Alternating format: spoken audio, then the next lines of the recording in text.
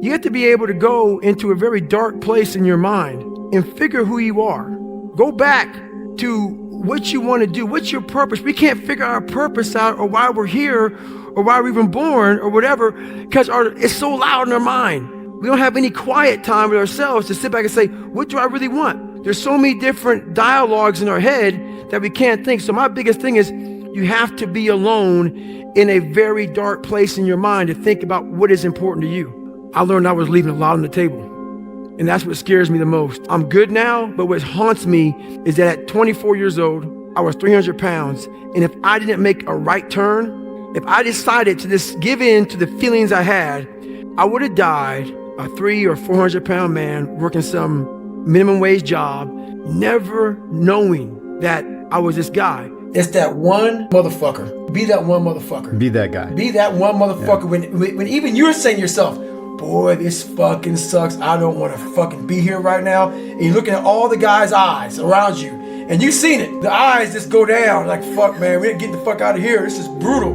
Be that guy who finds the fucking courage to say, you know what, man? Let's do this. Let's do this. People think, oh, David Goggins just wakes the fuck up and he just gets this shit on. He gets this fuck after. No, I don't. I don't get up and get after it.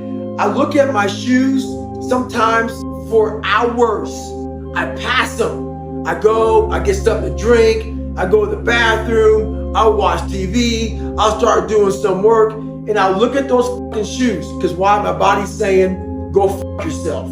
So you have to be able to win the morning. You have to be able to not allow that to get too deep in your brain. And when things get really tough for you, when you're out there and your knees are hurting, and your back is hurting, your shoulders are hurting, your elbows got elbow tendonitis, and all kind of shit going on, you gotta start remembering your resume. I don't look at failure as failure. I look at failure as attempts at what I'm trying to accomplish. So let's say I failed the first time. That's just my first attempt. And I have a second attempt, and a third attempt. I don't look at it as failure. Because when you start putting a title on different things, names, you start to brand certain things, failure is a big word. But if you're failing at something that's extremely difficult, to me, it's not really failure. It's your first attempt, and through that first attempt, you gain so much knowledge for the second and possibly third attempts, and then you'll finally succeed. So it's how you look at failure. It really is something that you have to tell yourself, because we don't want to embrace the suck. You know, not even me. I don't want to embrace the suck, but it comes down to a lot, man. Like, I'm all about trying to be the best leader I can.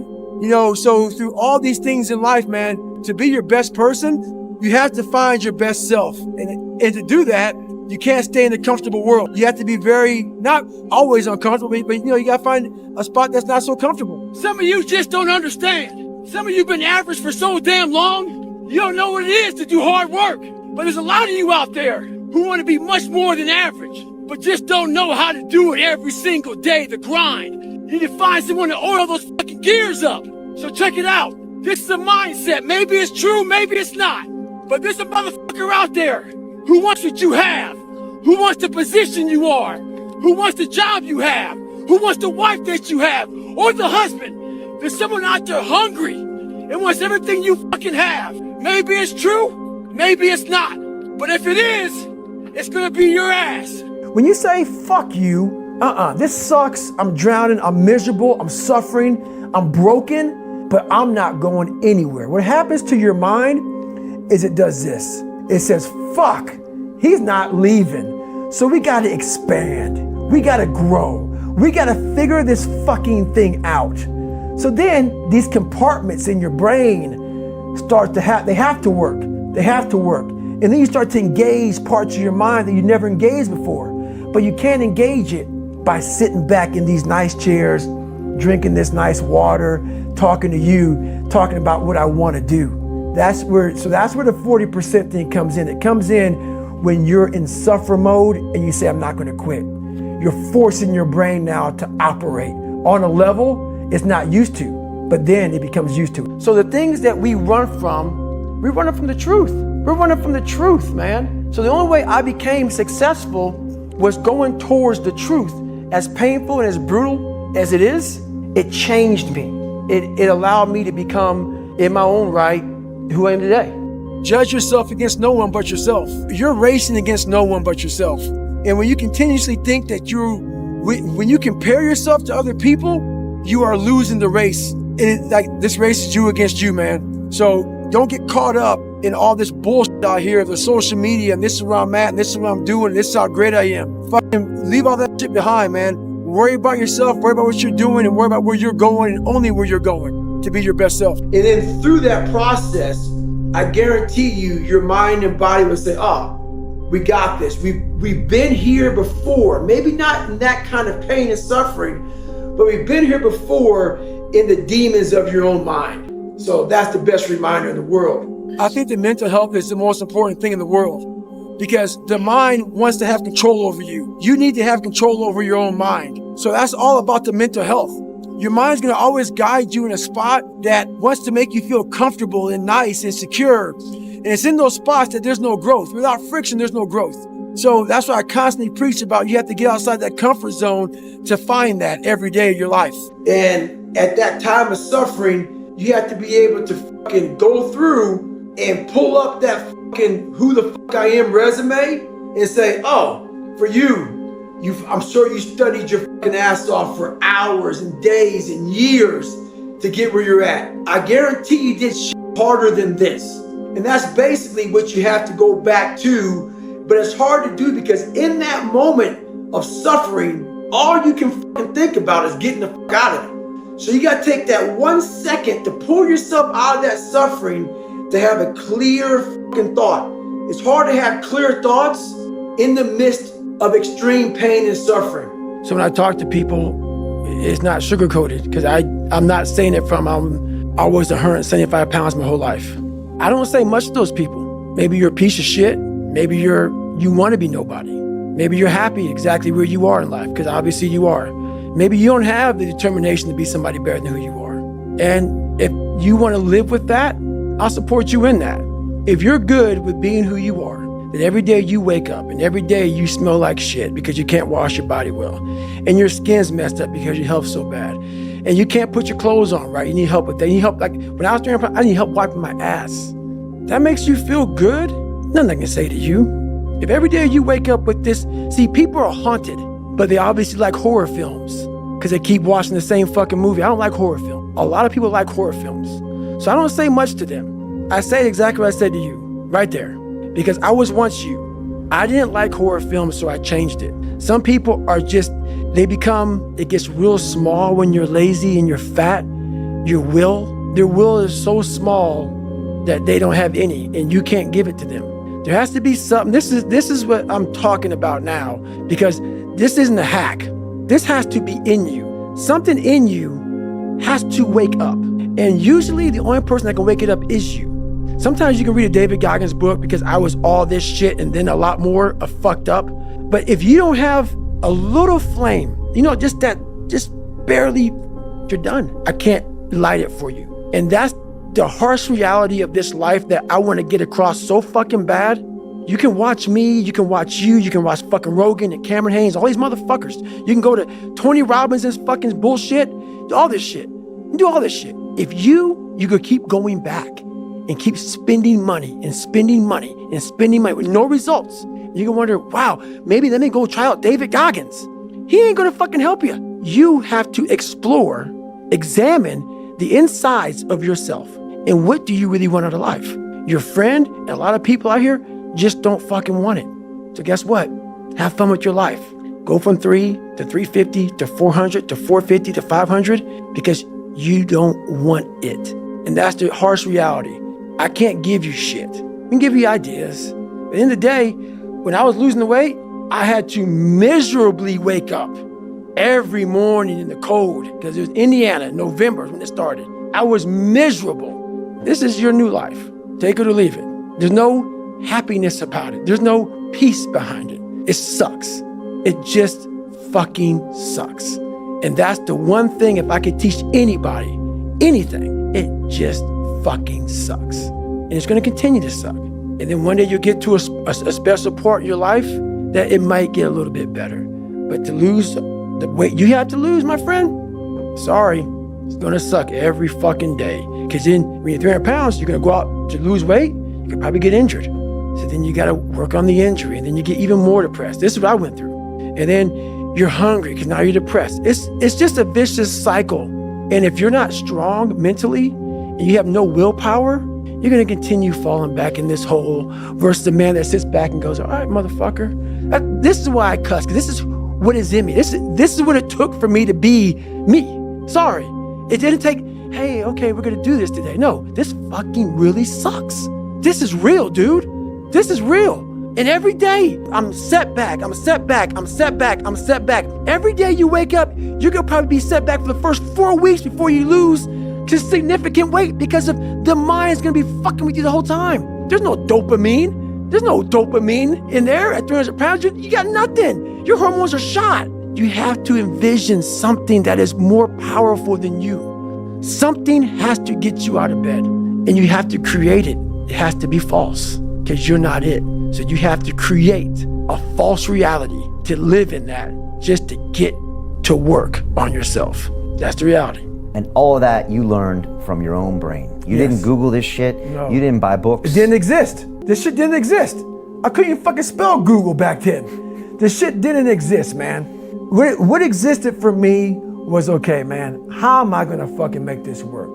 And all I knew back then was hard work. The only way anything gets accomplished. That's all I heard back in those days. You gotta work hard. You gotta work hard. I'm not getting I can't get this paragraph. I can't remember what the fuck's in this paragraph to pass this test to get in the military. Read again. Still not getting it. Read again. But if you're not getting it, write it out. And that's how I started learning. Okay, well, I gotta write out every fucking thing I do. And then write it out again. And write it out again. And guess what happened? I got it. I can't swim. I'm negative buoyant. Go back again. I can't swim. Go back again. Go back again. Go back again. I got it. I realized if I keep going back and going back and going back until the shit just becomes, your mind will say, fuck, okay, we're gonna figure it out. It'll find a way. Because he is not going to stop. It's not like I'm gonna try one more time. No, it's just like alarm clock goes off, boop, we're going back. I can't read right, we're going back. I gave myself no way out and my mind realized that. They said, okay, we're gonna adapt and overcome now. So you have to teach your mind this is the new normal, and you better get with the fucking program. That's right. And as soon as it realizes that you're serious, then it adapts. I'm not playing a game. Right. But if it thinks you're playing a game, it knows. It won't adapt. Like a lot of people say, like when I say trying hard, your mind knows, man. It knows this guy's bullshitting me, man. This guy's lying. There's no truth behind it. When I was in Navy SEAL training, people go, how were you there for 18 months? The program was only 6 months long. You were in 3 hell weeks in 1 year. No one's ever done that. How did you do that? I talk about the new norm. When I lived in a $7 a month place when I was growing up for a short period of time, I loved it. I didn't know any different. That was my norm. Once we moved out of that place, we moved to a $236 a month place. I was like, shit, I never want to go back to that little piece of shit. But if you go back to that $7 a month place and you realize this is where I live, this is all I got, your mind says, roger that, this is home. So when I was going to Navy SEAL training for 18 months and going back through all the hard parts over and over again, I told myself after the first time, I knew it was gonna be a long journey there. My body was breaking down. It was just how it was going on. I said, you know what, this is my new norm. So my mind said, it's like going to work. Like you go to work, you put your suit and tie on, I go into suffering every day. Every day suffering, being broken, duct taping my feet up, stress fractures, shin splints, being broken. This is my new norm. And your mind says, if we're not broken, this ain't normal. We gotta be broken. So then your mind starts to get tougher and tougher and more callous. People go, how'd you run on broken feet? Broken shins. My mind knew this is how we operate. We're in Navy SEAL training. This is what we are. I became hell. And that became my new norm. I gave myself no way out. There was nothing outside these walls of hell. Nothing. I love God, but for a short period of time, I became the devil because that was hell.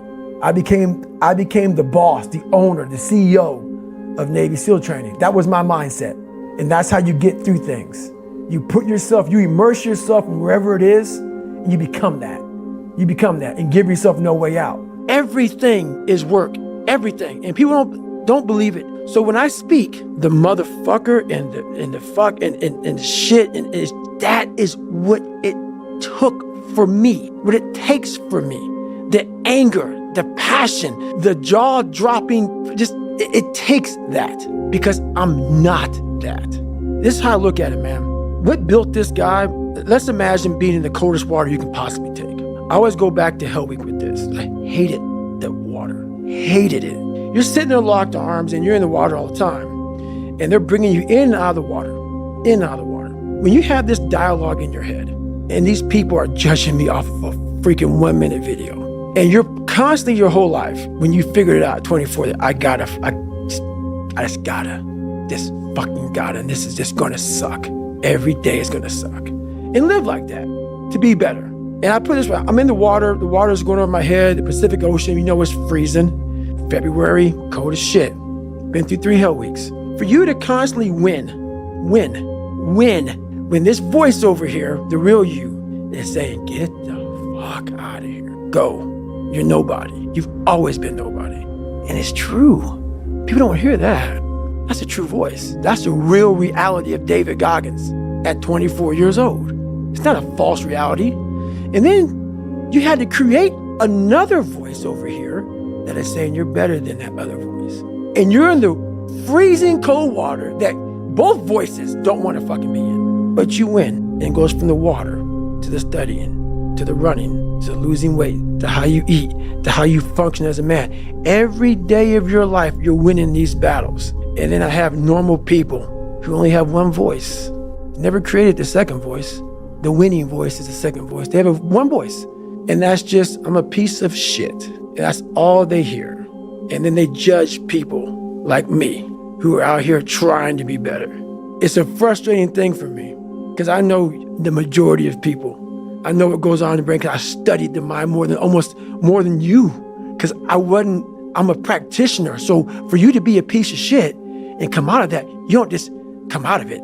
You spend decades studying your mind and the human mind on how it functions in good environments, bad environments, stressful environments, patient environment. You study it all because you have to put all this together to create the mind to become successful.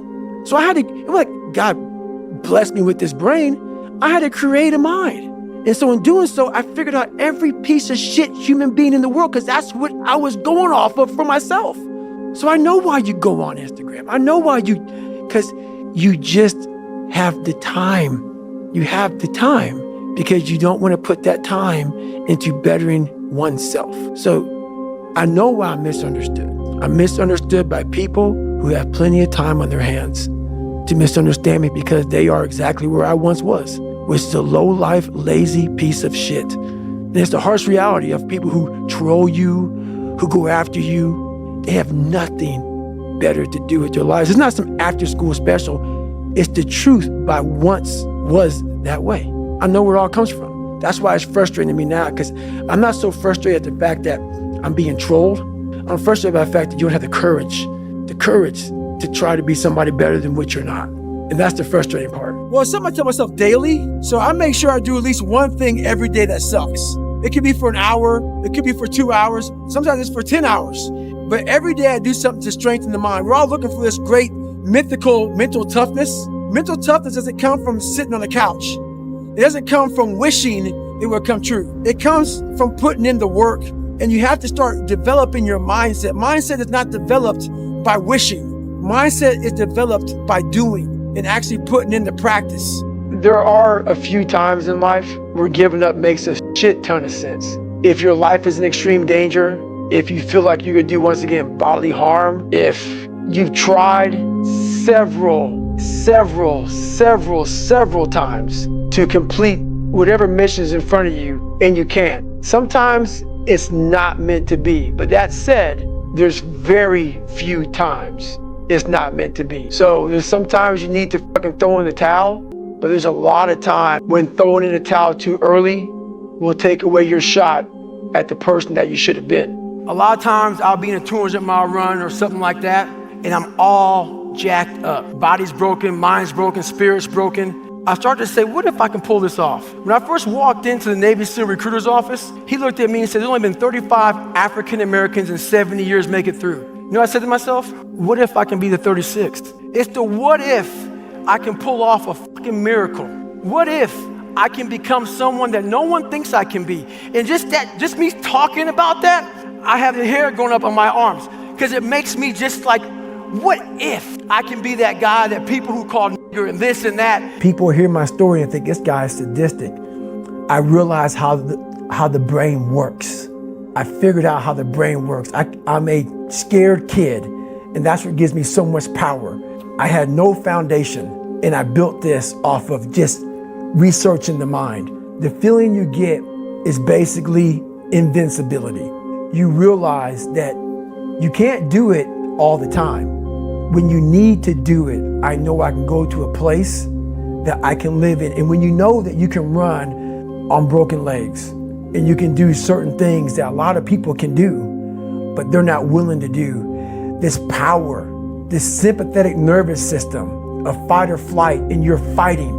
It gives you this charge of energy of when you're sitting there at 3:30, 4 o'clock in the morning, and you're duct taping your feet up because they're broken, and you're doing it by yourself, and you're going through arguably one of the hardest training in the world. And these guys, most of them are healthy, and you're going through it broken, and you're already at a disadvantage, but you're still there, you can feed into that and tap into that for a lot of power. But if you look at it, well, I'm broken, man. I'm not gonna make it. But if you look at it as, man, I'm broken and I'm still here, and I'm fighting, and I'm gonna find a way to get through this, because I have no other place to go. It gives you a lot of power. What makes it hard to get better is that you are hanging around people who, like, let's say you are an alcoholic. You hang around people who drink. And let's say you want to stop drinking. Those people want to bring you back in. Like, I used to be this guy who wasn't worth anything. Now those people who are still there, they're 16, 17, 18, 30 years ago, they're trying to get you back there. So the hardest part, you got to see who you're hanging out with, man. You got to hang out with the people who you want to be like the most. When I was 297 pounds and I was fat as hell trying to be a Navy SEAL, the scariest thing in the world to me, even to this day, was that could have been the rest of my life. I thought then I was trying hard. That's the scariest thing in the world. I thought then, 297 pound, working for Ecolab, spraying for cockroaches, making $1,000 a month. I thought that was me at my 100% potential. Come to find out, a few years later, I wasn't anywhere near that. 106 pounds less, graduate Navy SEAL training, went on to do all these other things. Looking back on that, that was me trying hard. That's why people gotta understand what is in us. We have no idea until we start trying hard. And I mean really trying hard, where you're obsessed with, hey, this is my new norm. My new norm is that, wow, this isn't always fun. It's not always meant to be fun. And that's when you know you're trying hard. You have to really analyze your life, because I guarantee you, most of the things that we're going through, someone else has already gone through. So what one person can do, another can do. And it's important that we believe that you are not alone in this journey. You're not the first person to go through what you're going through. Whether it's death, illness, whatever you're dealing with, a learning disability, you're fat, you're bullied, you are not the first person to endure whatever you're going through. You are just as tough as all the other people that have endured what you are enduring right now. So always stay in the fight. People want to know where I find my strength at, where I get my strength. I get it from a lot of places, but right now, this morning, I'm getting it from, there's not a motherfucker that's up. There's not a car, there's not a person. Everybody's in their bed, sleep, dreading that it's a Monday, hate it's a Monday, and I'm loving it. I'm loving that. Where everybody's getting weaker, I'm getting stronger. You don't get better on the daggone couch. You get better by coming out here and getting the fuck after it every daggone day. My passion comes from me wanting something so badly. I had to think about how hard it was for me to get there. When I start to recall how bad I suffered just to succeed in life, it brings out my recall of that moment and what I went through, how bad I had to suffer to get to where I'm at today. And that journey makes me very passionate about who I am today. And from that's where my passion comes from. When I was in Ranger school, my squad got spot checked. The Ranger instructor was looking for 3 items. One of my guys didn't have the items, so the whole squad got smoked. The RI was sitting there smoking us, and the more he smoked us, the more my squad looked around looking for someone to motivate him. The ranger instructor shouted out, "I'm gonna bury you motherfuckers." So I saw that my squad needed some extra motivation. So I said, "Ain't no grave that can hold us down, motherfucker. Ain't no grave that can hold us down." Right now in life, your family is looking for that one guy right now. They're looking for that one guy who's strong, who's that pillar for the family in hard times. Make sure they look around and find you. These are the times right now for you to step up. Be that guy that can take anything.